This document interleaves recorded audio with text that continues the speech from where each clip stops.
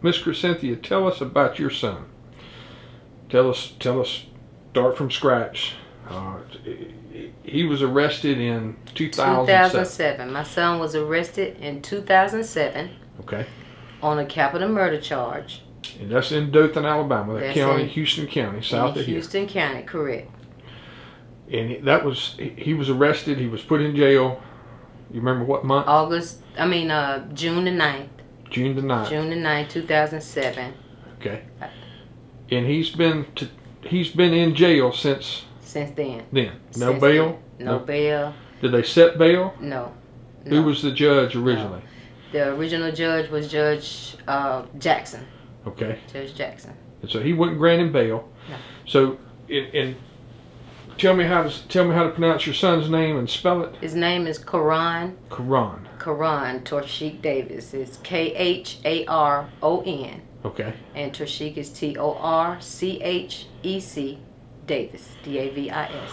Kharon has been in jail since 2007, waiting for a trial. He has not had a trial. No. He's had preliminary hearings. Yes. And they've just kept continuing the case. Yes. Okay. And Doug Valeska is the prosecutor on this case. Yes, he's a district attorney here. Yes. And he's prosecuting this case. Okay. Who were the first lawyers assigned to your son's case? The first lawyer assigned was Benjamin Meredith. Okay. I retained Benjamin Meredith. Okay. Mm-hmm. And after 5 years, I believe, he was my lawyer. Right. And then, due to some circumstances and hardships I had, he became he recused himself from being retained, mm-hmm. and then he became our court-appointed attorney. Okay. So that you're working with the state of Alabama's Indigent Defense Fund at this point. Right. Okay. Right. And so now, though, Derek Yarbrough, a Dothan attorney, mm-hmm. is the attorney on the case. Right. Right. Right.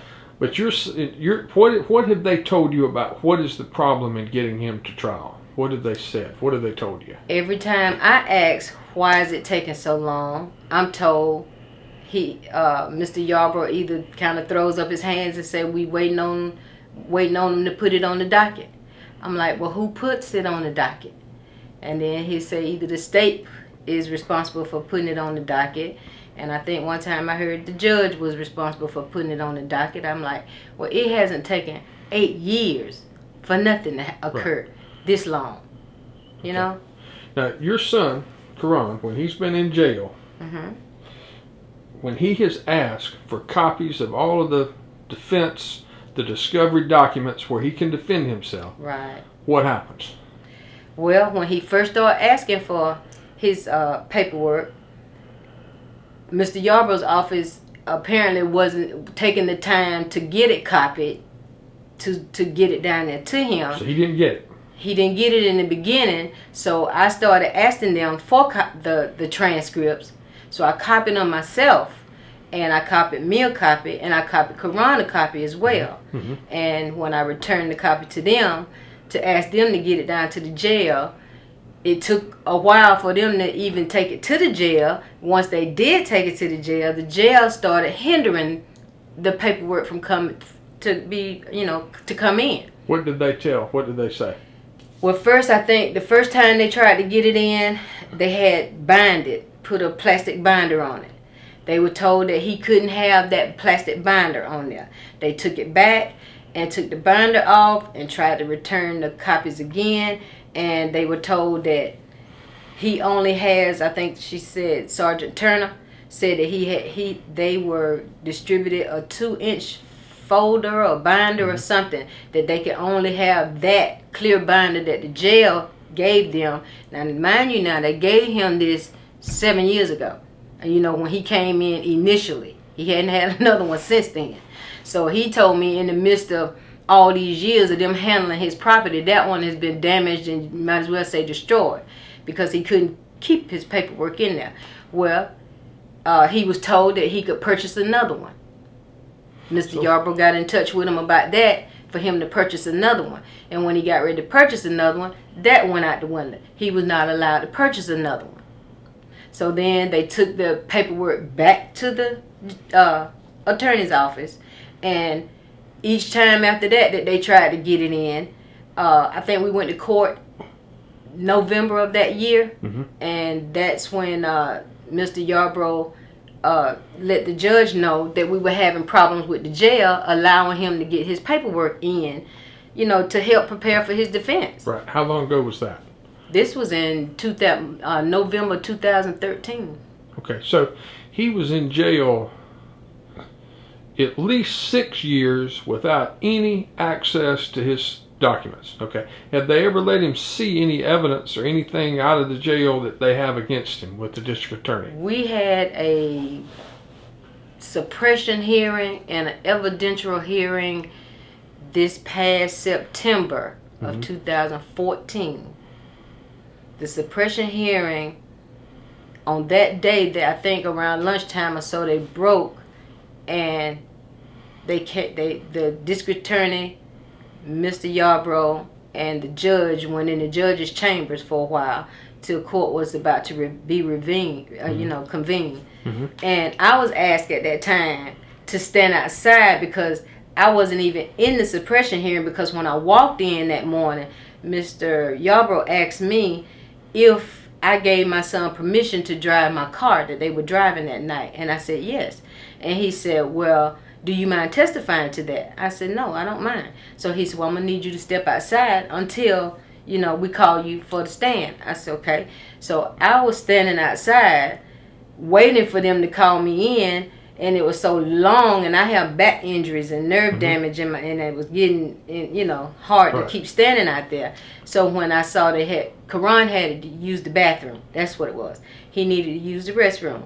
So when they broke for a while, 15 minutes to let him go to the bathroom, that's when they all went in the chamber. So I went all the way around the hall to talk to Mr. Yarbrough and let him know, listen, you ain't called me in yet, and I can't keep standing out here. He said, well, we're done with that part. We're getting ready to do the evidence. So when they got ready to do the evidence, he was saying, well, you can go back in now because we're about to do the evidence. Well, standing there, I saw Mr. Valeska come out and go back in the courtroom. So when I finished talking, and then the judge walked by us past the elevator. I'm assuming going to the restroom or whatever. Right. But when he passed by, then I left and went back around the other side of the hallway to go in to the courtroom to sit down. So just as I went to approach and go in, the officers were escorting everybody out. So I'm like, what's going on? Where y'all going? And they said, they putting us out. I said, why? He said, because the officer said it's over. They putting us out. I said, it's not over. I said, they're getting ready to do the evidentiary hearing. I said, so Kharon's attorney just told me to go back inside and sit. And so he said, the police officers were saying, it's time to go. It's time to go. Get, clearing out. You got to get out. You got to get out. Now, mind you, one of the officers that was putting us out was an officer that I had previously filed a formal complaint against, because we had gone to another hearing right before this one, and he made a very derogative statement. It was me sitting in the courtroom, the officers that were with him, because it's 3 or 4, 5 of them that bring my son in, and he's just a little small guy, And we were waiting on Mr. Valeska that morning to come from another courtroom. And the lady that usually sets up the judge's desk for him before he comes out, she came out, and she was cutting on his computer, tidying up his area. And this gentleman, I'll pull his name in just a minute, he walked over to the lady and he said, you about ready to get this execution started? And she kind of sniggered at that comment, and the rest of the officers kind of did their little snicker. So I looked over at my son, and he looked at me, and he just dropped his head and shook his head, I said, these are some of the most disrespectful people I ever seen in my life, So I wrote it up. Right. I sent it to Internal Affairs, and also called a copy to Dothan Eagle, because I called Mr. Matt Ellipson, and gave him a copy of it. And he said that he was going to investigate and get back with me. Well, maybe almost a month went by. I never saw my article in the paper. Never heard anything from him. So eventually I did speak with him again. He contacted me again, and he said the reason he had not contacted me was because there had been no investigation done on this gentleman. Nothing had been done, nothing had been resolved, and he wanted to tell the whole story. Right. You know. Let's back up and get this straight. Kharon has been in jail for 8 years, waiting on a trial. Waiting on a trial. Now, prior to him being arrested, did he have a clean record? His record was, I'd say, moderately clean. Any convictions on it? No convictions on his no record. Convictions No on his convictions record. on his record. He would have been 21 years old at the time. Is that right? Correct. So we have a guy with a clean record. He's accused of a crime that he says he's innocent of. Right. He's denied any bail or bond. Right. And 8 years later, with Doug Valeska, our district attorney, he's stuck in jail. Yes. Waiting for a trial. A trial. Okay. The Constitution of the United States says that's illegal. I'm not a lawyer, but we all learned in school a quick and speedy trial. Right. Now, they tried to force him to take a plea bargain?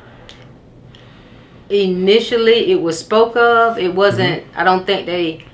I think Mr.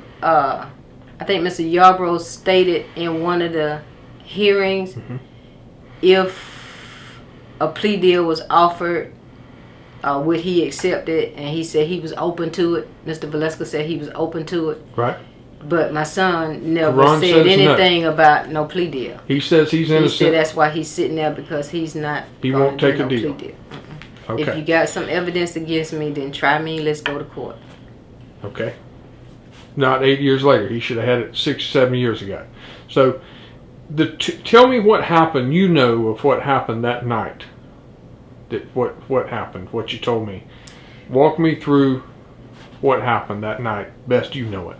Best I know, not by what my son told me, but from what I've heard from the street and what I've heard the 3 different attorneys, possibly scenarios, that they went out there to buy marijuana in Rolling Hills. This is in Dothan, Alabama. In Dothan, Alabama. And that's on the west side of Dothan for people that don't know it. And they went to somebody's house out there. I don't know whose house. Okay. But whoever house they went to, that particular person wasn't home. And Rolling Hills is made in a circle. And as they were driving around the circle, headed back to the main highway, Kevin noticed that Mr. Reaves' door was open. And he said, let's go over there and get some from him, but we need to be careful because he's a hot boy. The police are watching him. So that's what he meant by a hot boy. A hot boy. So he was under surveillance by the police. He said that he felt like he was, being watched. So he was telling my son, which my son was driving, it was my car, my second car that I had let him use. And he was letting my son was driving the car, so he told him to either park on the side or park on the back, don't park in the front because his house is being watched. So from my understanding, that's what occurred. And then they got out of the car and was going into the apartment. And apparently I was told that some females were standing near the street, and that Kharon and Lorenzo went to the street to talk to those females. And I don't know who the females were, to talk to the females. And Kevin went on inside because Kevin knew Mr. Reaves. And when Kevin went in, and then eventually Kharon left and went in, and then Lorenzo goes in. And I'm told that when Lorenzo got in there, that something jumped off. Something happened. Right. Something happened. And the gunshot was fired, and a fight broke out. Gunshot is fired. And Mr. Reaves ended up shot and dies eventually. Didn't they find the bullet was ricocheted off of something? I understand that from my understanding, the bullet that hit him, that was taken out of his body, was apparently ricocheted off of something else because it was so mangled that they couldn't tell what it came out of or what type of gun it came from. Okay. Is what I was told.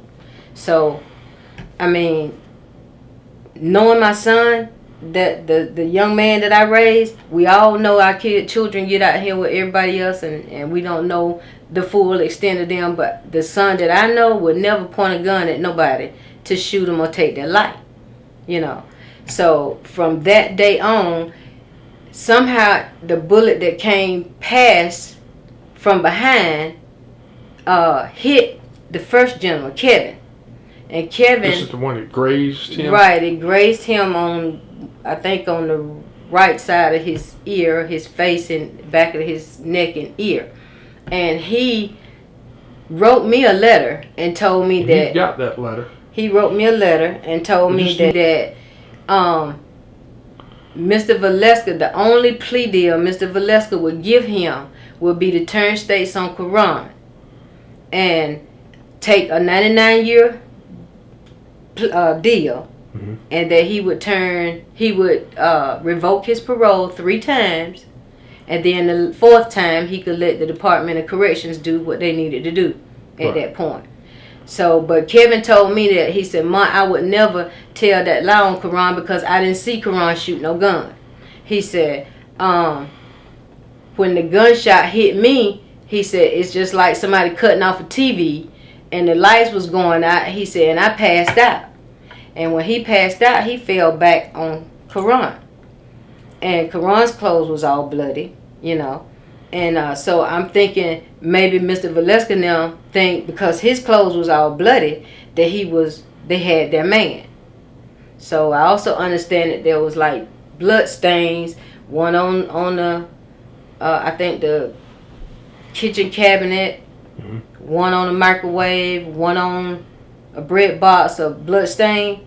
But once those blood stains were investigated or went to forensics and came back, the blood stains end up being the victim's blood, not my son's blood, nor the 3 guys that was with them, the 2 guys that was with him. But that's how this is what I was told heightened the case to a capital status, because the police automatically assumed there was a drug deal gone bad because a couple of the cabinet doors were open. Right. They thought they were over there robbing him. They thought they was over there robbing him, which all 3 of them initially said in their statements when they were arrested. They went out there to buy marijuana. They didn't go out there to arrest to hurt anyone. Right. And that's what, you know, but that didn't matter because they assume what they want to assume, and it's been that way ever since for the past 8 years.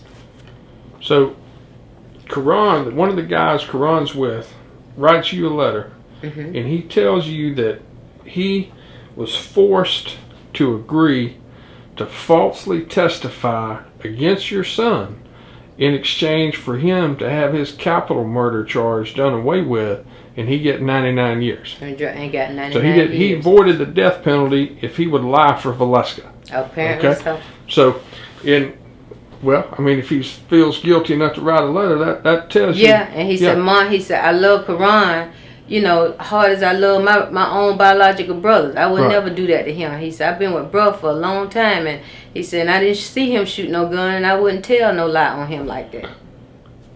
Huh. Okay, so Kharon's in. When is his trial coming up? They have him scheduled for August the 3rd of this year at 8:30. So he's been in jail. Let me recap this because it's really hard to believe, for 8 years, and you've proven this to us. So if you were going to reach out and talk to the president or the attorney, let's say the Attorney General of the United States, about what's going on in your son's case, what would you want them to know? What would you want the Justice Department to know about what Doug Valeska has done? I want them to know that I feel like Mr. Valeska, as well as most, if not all, of our judicial system here in Houston County, needs to be investigated. We need an unbiased investigation, because I feel like there's a systemic corrupted. Yes, ma'am. It's horrible. It's hard horrible to believe, here. isn't it? It's hard to believe. The people that they have over us are corrupt, but they can lock us away because they say we're corrupt. Right. They can put someone off. They can take someone, a U.S. citizen. Listen, this is what people need to understand. In the 20th Judicial Circuit, where Doug Valeska is a district attorney. He's been in that office for around 30 years. 30-something years. Okay. And what he can do is he can pick someone off the street that has a clean record and lock them up in a Houston County jail, deny them all their constitutional rights for 8 years. For 8 years. And not give them a trial. 8 And years. deny them any bail or And bond. he's not the only one they've done like that. There were guys down there when he got down there that had been down there that long. And most of these guys end up taking plea bargains for things they didn't do to avoid the death penalty. Wow. There are very few people like your son that just say, no, I want a trial. And then they won't give it to him for a reason.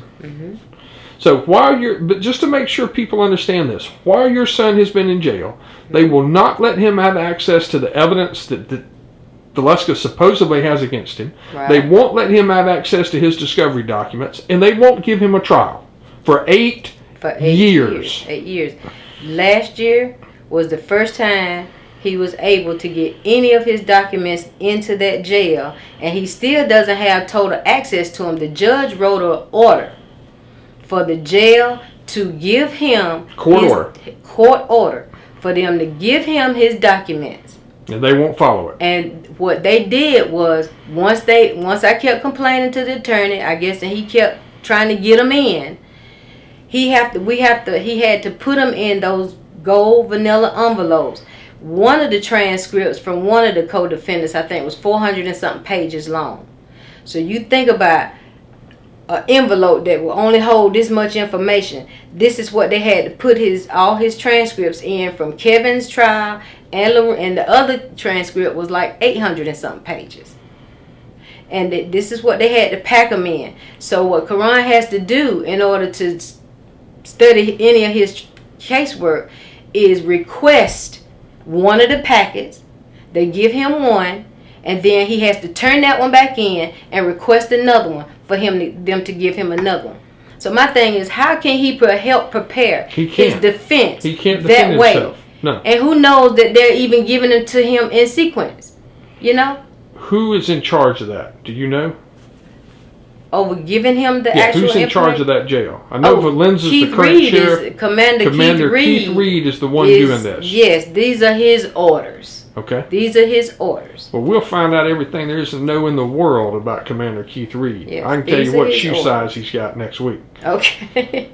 So, there's just no, you're either for the U.S. Constitution or you're not. Or you're not. And if you're not for the U.S. Constitution, I don't give a damn who you are. If you've got a badge, if you've got a black robe, your ass needs to get the hell out of this country.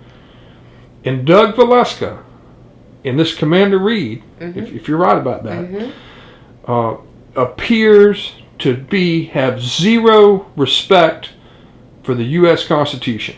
There's no excuse to take a man off the street with a clean record, put him in jail for 8 years. You should not have to go through this. We're not living in Libya. We're not living in Belarus. This isn't Chechnya. And this damn sure is not the kingdom of some named Doug Valeska. All right. And I want him to hear it. What I'm going to do is help you. Thank you. I'll spend money to help you. I'll spend my money to help you. I'll get organizations in this country to help you. And if Doug Valeska is going to try to do this, if he's going to try to publicly lynch a black man with a clean record, steal him from his family for 8 years, and not play by the rules, we will hold him accountable. The whole country will learn about his story. I promise you that. Wow, thank you. But what I want to do with you is research this. I want to interview you more, and I want you to talk to people at different media outlets. I'll help you, okay? But the only way these people can win is if this be covered up and the world not know about it. I want you to tell me all the people that you've tried to reach out and complain about this to. Everyone you've written a letter to, everyone you've asked about. Okay, in Houston County, I went to, at the time, Mr.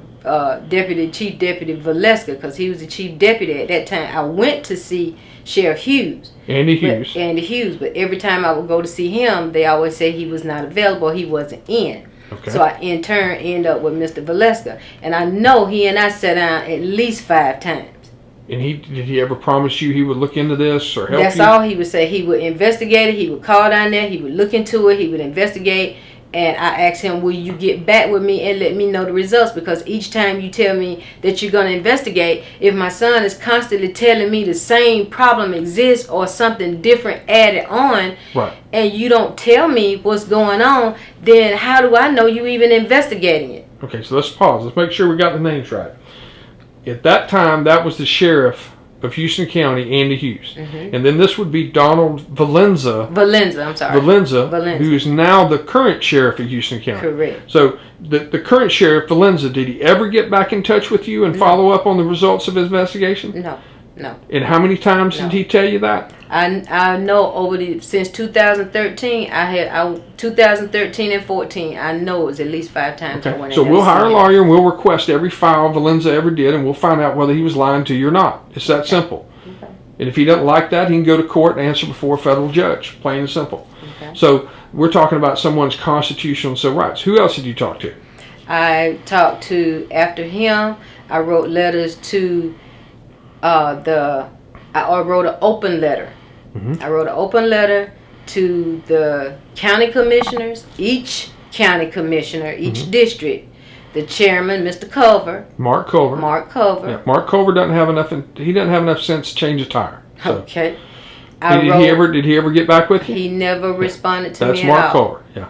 And then I wrote each city, Dothan City commissioner. Okay. And the mayor, Mike Schmidt. I wrote him a letter as well. Sent them all my open letter. Right. And after that, I wrote Senator Harry Ann this year. Okay. What did she do? I met her. I sent her my mail, I believe, early part of April. I met her when Mr. Glasgow had his Unity Day.